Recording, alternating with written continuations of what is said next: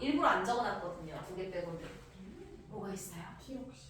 티록시. 우와, 예습 확실히 해왔네요. 맞아요. 호르몬이란 무엇인지부터 알아봅시다. 호르몬은 특정 세포나 기관으로 이것을 전달하여 몸에 이것을 조절합니다. 자, 이것에 들어가는 말은 무엇이냐? 특정 세포나 기관으로 몸 안에서의 신호를 전달해서요, 몸의 기능을 조절합니다.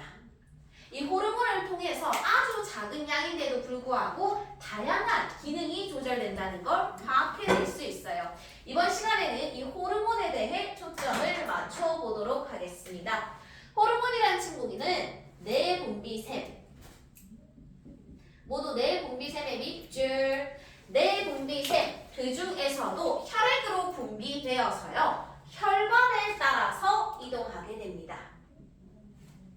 정확한 표현은 내분비샘, 혈액을 통해 분비되고 이후 혈관을 따라서 이동하는 아이더라. 자, 이 호르몬은 표적 세포나 표적 기관에만 반응한다는 특징을 가지고 있습니다. 호르몬만의 특징이에요. 그리고 아까도 제가 이야기했습니다. 적은 양으로도 무엇을 조절할 수 있다? 몸의 기능을 조절할 수 있다. 이게 호르몬이라는 조절 물질에 대한 이야기더라. 이해됐을까요?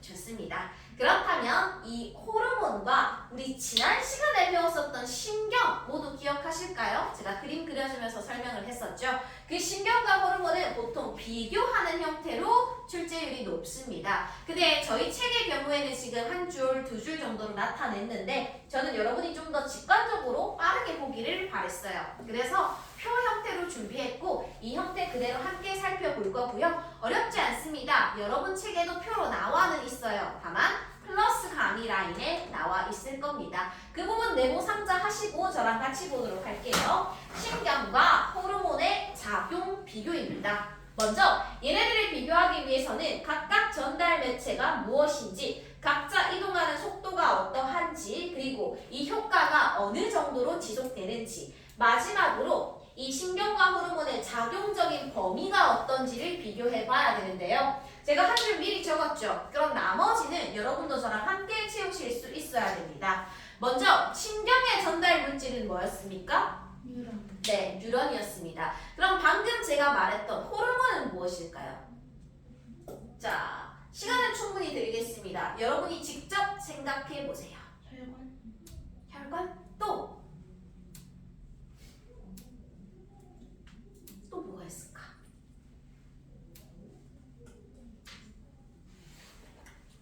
답이 하나인가요? 네, 맞습니다. 정확하게 혈액을 통해서 이동하는 것이 맞습니다. 여러분 여기서 잘 생각해야 되는 게 만들어지는 건 내분비샘이고요. 얘가 전달되는 매체는 혈관, 즉 혈액을 따라서 움직이게 될 거라는 거. 그럼 속도, 신경은 굉장히 빠르다고 합니다. 호르몬은 어떨까요? 느려요.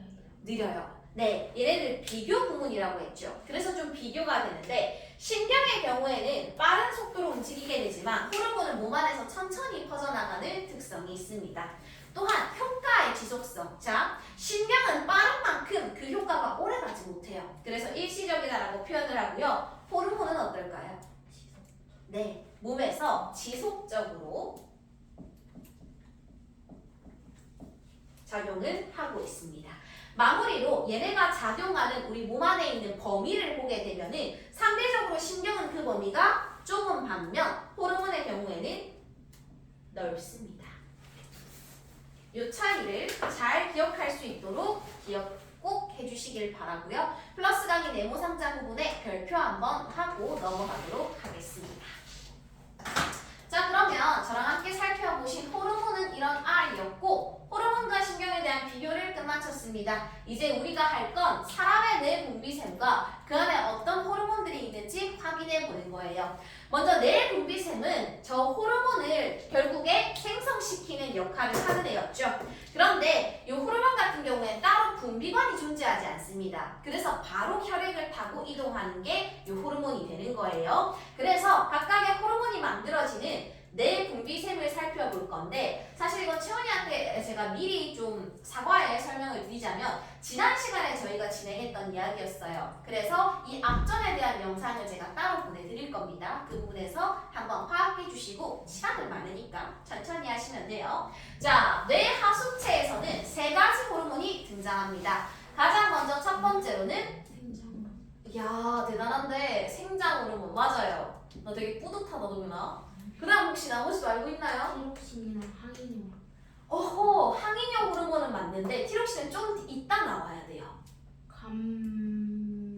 감미생. 우와 그래도 책 안 보고 하는 그 태도가 진짜 훌륭하네요. 갑상샘 자극 호르몬입니다. 이 말을 하고 싶었던 거죠? 네. 네, 갑상색 자극 호르몬. 근데 티록신이 바로 튀어나왔다는 건 아마 이 부분 때문에 그럴 거예요. 갑상샘에서 만들어진 호르몬이 티록신이거든요.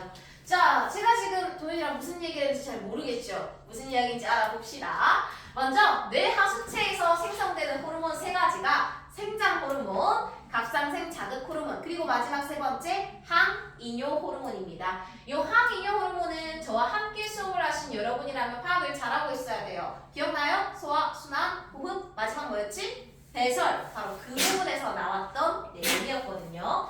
생장 호르몬, 어려워 보이지만 어렵지 않습니다. 우리가 성장한다고 표현하죠. 근데 식물을 포함한 모든 생명체의 성장을 생장이라고 표현할 수 있다 했습니다. 이름처럼 생장을 촉진하는 특성과 기능을 가지고 있어요.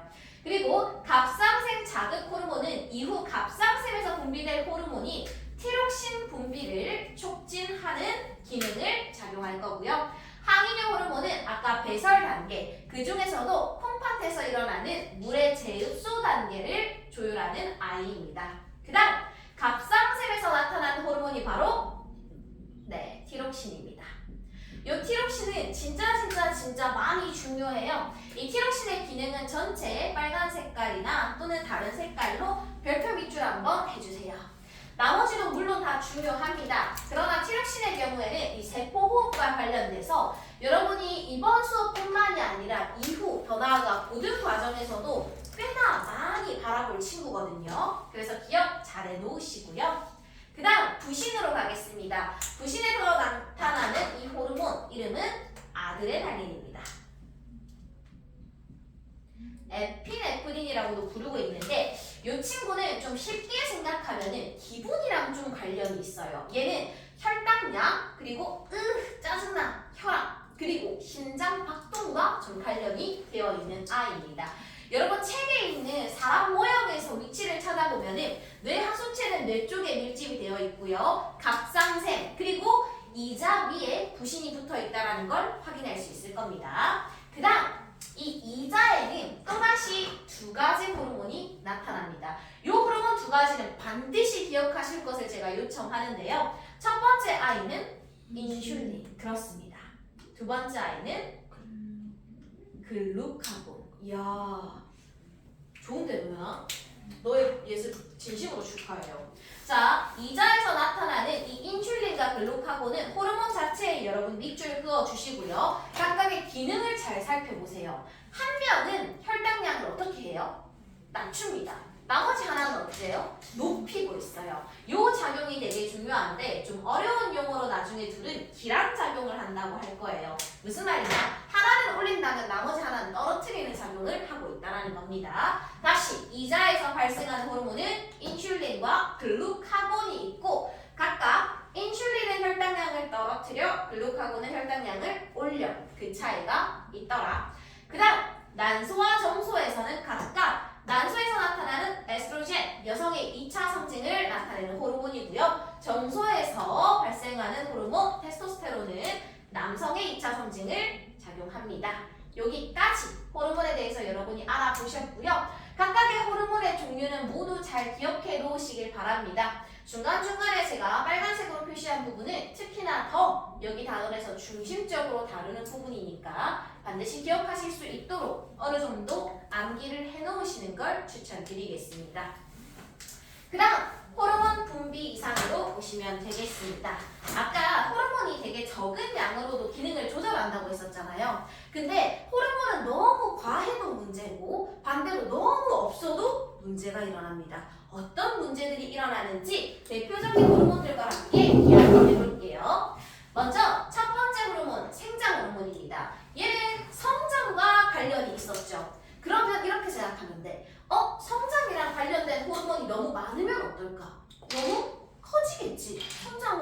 과한 거니까. 반대로 부족하면은 저처럼 되는 거예요. 네, 이거는 장난이었고요. 매우 작아지는 겁니다. 각각 살펴보시게 되면은 먼저 결핍이라고 하죠. 이 생장 호르몬이 부족할 때 나타나는 게 소인증입니다. 다른 사람에 비해 상대적으로 키가 많이 작은 경우, 아직 여러 번 나이 때 확인하기엔 조금 어렵고요. 눈에 띄게 보이는 거는 아무래도 성인에 가까워질수록 좀 볼 수 있습니다. 반대로 너무 과해서 생기는 호르몬 분비 이상의 질병으로는 두 가지가 있어요. 하나는 소인증의 반대격인 거인증, 키가 매우 커서 이건 좀 부럽기도 한데요. 농구 선수가 될 수 있는 운명일 수 있잖아요. 그런데 다른 하나가 더 있습니다. 바로 말단 비대증이라고 하는데요. 물론 키도 크기는 큽니다. 근데 단순히 키가 큰 건 거인증이고요. 말단 비대증과 거인증의 차이를 알고 계셔야 돼요. 말단 비대증은 왜 우리 가끔 프로그램들 보면은 입술이나 손끝, 발끝 등이 유난히 두꺼우신 분들 있죠. 골격이 더 발달된 것뿐만을 넘어서서 이런 하관이 좀 더 발달돼 있고 이런 식으로 좀 튀어나오게 생긴 얼굴형, 그럴 경우 말단 비대증을 앓고 있을 수 있습니다. 그 다음 티록신입니다.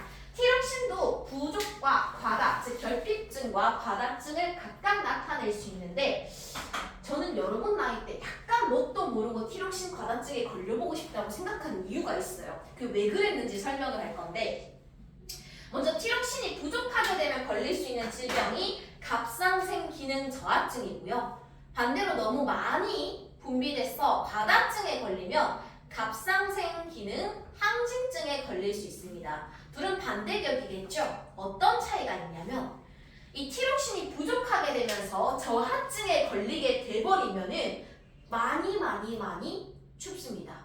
그리고 피로도가 너무 많아져요. 그리고 살이 찝니다. 재밌죠? 저하증인데 체중이 올라가요. 그럼 제가 왜 항진증에 걸리고 싶다 했는지 느낌이 왔나요? 과다증, 갑상생 기능 이 항진증에 걸릴 경우에는 잠을 못 자요. 심장 박동이 너무 많이 뛰고요. 진짜 눈이 충혈될 만큼 얘도 문제가 됩니다. 피로도 높은데 잠을 자지 못하는 경우인 거예요. 이때의 경우에는 이유 없이 살이 빠집니다. 네, 그래서 어릴 때 저도 생각 없이 살이 빠질 수 있다는 건가 생각했지만 예쁘게 빠지는 살이 아니랍니다. 그 다음 인슐린 보도록 하겠습니다. 인슐린은 부족에 대한 이야기를 하게 되는데요. 아까 인슐린 역할이 뭐였어? 혈당량을 떨어뜨려야 돼. 근데 얘가 이상이 생겼다는 건 혈당량을 떨어뜨릴 수 없다라는 거겠죠. 바로 이때 걸리는 병이 그 유명한 당뇨병입니다. 당뇨란 쉽게 말해 혈당량이 워낙에 높기에 오줌에 당, 포도당이 섞여서 나오는 현상의 병을 의미하게 됩니다.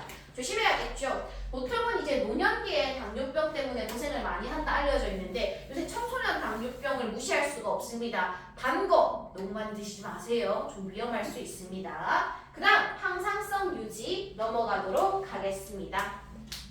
책의 혈당량 부분 플러스 강의에도 나타나 있죠. 같이 한번 볼게요. 혈액 속의 포도당의 양으로 혈당량이 일정 수준으로 유지되어야 세포의 에너지원이 정상적으로 공급되어 우리 몸에 여러 작용이 잘 일어날 수 있다고 합니다. 자, 그럼 이제 항상성 유지로 넘어갈게요. 항상성 유지에서 항상성이란 무엇인지 알아봐야겠죠. 항상성이라는 건 몸 안팎에 일시적으로 환경이 변해도 우리 몸의 상태를 그대로 유지할 수 있도록 하는 성질입니다. 예를 들어 이런 거죠. 사람의 체온, 대표적으로 정상 체온이 몇 도 정도입니까? 5도. 그렇죠. 36.5도입니다. 그런데 당장에 우리가 36도나 37.3도 정도라고 큰 위험성이 있는 건 아니죠. 근데 반대로 40도나 큰 차이 없어 보이는 34도 굉장히 위험합니다. 자칫 잘못하면 사망에도 이를 수 있거든요. 사람의 체온이 일시적으로 변했을 때 우리 몸이 우리 몸을 컨트롤하는 것, 그것이 바로 항상성입니다. 이 항상성의 경우에는 지난 시간에 저희가 배웠던 신경과 오늘 우리가 배웠던 호르몬이 같이 합동적으로 작용하게 되는 겁니다. 자, 이 중에서도 우리 교재에 있는 세 가지를 제가 모두 나타내 봤는데요. 이 항상성 조절과 관련해서 혈당량, 그리고 체온, 그리고 수분 조절로 나눠지게 됩니다. 책에 있는 그림과 함께 살펴볼 텐데요. 첫 번째, 혈당량 조절입니다. 이 혈당량 조절을 주관하는 호르몬이 있어요. 있어요. 그 아이들이 바로 인슐린과 글루카곤입니다. 근데 어려운 건 지금부터야. 자, 여기 보면은 저 뒤에 뭐라고 적혀 있는 거 있죠? 글리코젠이라고 적혀 있습니다. 많은 학생들, 여러분의 선배들이죠? 서술형 문답에서 글루카곤을 글리코젠으로 착각해서 쓰는 경우 오답 처리가 됩니다. 조심해야겠죠. 둘은 닮았거든요. 네, 조심해 주시길 바라며 혈당량이 높을 때랑 낮을 때 각각 비교하겠습니다. 혈당량이 몸 안에 높아요. 어떤 상황이냐? 우리가 식사를 한 상황이요. 몸에 당분이 올라갔습니다. 낮춰야겠죠. 누가 분비돼? 인슐린이 분비됩니다. 그럼 그 인슐린이 여러분 교재의 네모 상자 위에 있습니다. 간 내에서 이자를 타고 인슐린이 분비되면은 거기 간에서 뭐가 뭐로 바뀌고 있어요? 포도당이 뭐가 됐죠? 글루코즈. 네, 포도당이 글리코젠으로 바뀌게 됩니다. 왜? 혈당량을 낮춰야 하는 상황입니다. 당을 글리코젠으로 합성화시켜 놓게 되는 겁니다. 그럼 이윽고 혈당량이 내려가게 될 거예요. 항상성이 조절되게 되는 거죠. 반대로 우리가 운동을 너무 오래 하거나 해서 당이 떨어진 경우 혈당량이 너무 낮아도 문제라고 했습니다. 그럼 혈당량을 올려줘야겠죠. 이때 분비되는 호르몬은 마찬가지로 어디서? 이자에서 글루카곤이 분비되게 됩니다. 밑에 있는 거죠. 혈당량이 낮아질 때. 이때 보십시오. 간에서 뭐가 뭐로 바뀝니까? 글리코젠이 포도당으로 바뀝니다. 이때는 몸의 혈당량을 올리기 위해 글리코젠이었던 애가 다시 포도당으로 분해되는 상황입니다. 그럼 이윽고 혈당량이 올라가니까 정상 혈당량에 도달할 수 있습니다. 여기까지 크게 어렵지 않죠? 페이지 넘어가시겠습니다. 체온 조절과 수분량 조절로 넘어와 주시면 되겠습니다. 자, 체온 조절의 경우에는 신경과 호르몬이 같이 작용하게 됩니다. 먼저 포인트를 잡고 책에 있는 순서를 같이 볼 텐데요. 우리가 추울 때를 생각해 볼게요. 내 몸이 추워. 그럼 우리 몸 안에 있는 열은 최대한 나가지 않게 만들어야겠죠. 그리고 최대한 따뜻할 수 있도록 열의 발생량을 증가시켜줘야 됩니다. 이게 기본적인 모토인 거예요. 반대로 내가 더워, 막 땀나고 힘들겠죠. 내 몸에 있는 열을 최대한 빼내주는 게 원칙일 겁니다. 요거 깔고 책에 있는 내용으로 넘어오실게요. 피부를 보시게 되면은 간 내에서 뇌하수체, 갑상샘에서 세포호흡을 촉진시켜 최종적으로 열 발생량을 증가시킵니다. 왜? 내가 추우니까. 열의 발생량이 증가돼야 내가 어쩔 거니까? 체온이 올라갈 거니까. 자, 반대로 더울 때는 피부 혈관이 확장되면서 땀의 분비가 올라갑니다. 열의 방출량을 늘려서 체온을 낮출 수 있도록 해주는 거예요. 이때 플러스 강의에 있는 내용이 좀 중요한데요. 네모 상자 만들고 별표. 체온 조절과 관련해서 피부 근처의 혈관을 보시게 되면 더울 때는 혈관이 확장됩니다. 왜? 그래야 땀 나가기 수월할 테니까요. 내가 열을 빼내야 되는 상황. 반대로 추울 때는 우리 추우면 몸 자체도 좀 어떻게 돼요? 웅크러지잖아요. 피부 혈관도 마찬가지입니다. 수축하면서 최대한 열이 빠져나가지 않도록 몸 스스로를 지키는 상황입니다. 마무리 수분 조절 보도록 하겠습니다. 수분 조절의 경우에는 항이뇨 호르몬과 관련해서 콩팥의 재흡수랑 관련이 큽니다. 항이뇨 호르몬, 자, 몸 안에 수분이 적을 때 그럼 우리 몸 안에 수분을 늘려야 하는 상황이죠. 이때는 오줌이 나가지 않도록 해야 됩니다. 그래야 몸 안에 수분이 돌 수 있으니까. 그래서 보면 항이뇨 호르몬이 증가되고요. 상대적으로 재흡수가 촉진되면서 우리가 오줌을 누게 될 때 진한 오줌으로 나갑니다. 최대한 몸 안에 물을 남겨놓으려고. 반대로 몸 안에 물이 너무 많아. 그럼 어째요? 많이 나가는 게 좋겠죠. 이때는 항이뇨 호르몬의 분비가 줄어들게 됩니다. 그러면 콩팥에서 물의 재흡수가 줄어들게 될 거고 최종적으로 연한 오줌, 묽은 오줌으로 나가게 될 겁니다. 여기까지가 저랑 오늘 함께 진행하신 호르몬 그리고 나아가 항상성 유지와 관련된 내용이었습니다. 페이지 72페이지 지금부터 풀어주시면 되겠습니다.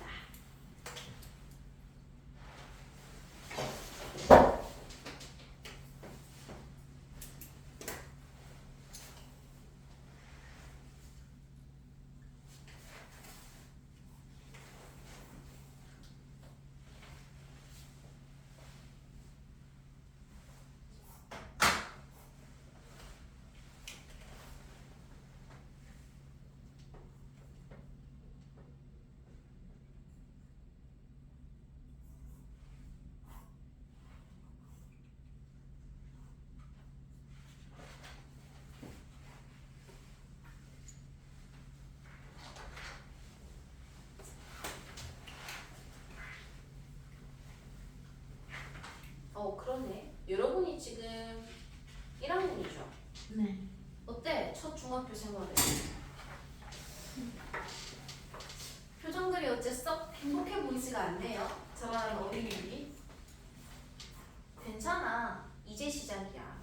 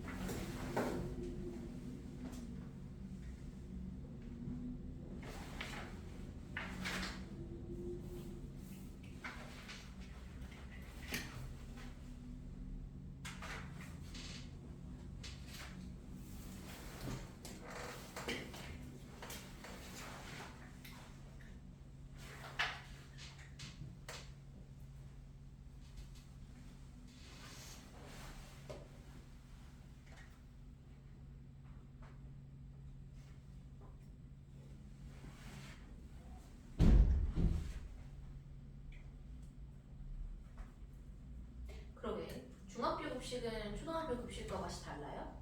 많이. 맛이 없어? 그럴 수가 있다. 간이 더 세질 텐데. 뭐 얼마나 좋은 초등학교를 다닌 거야, 다들?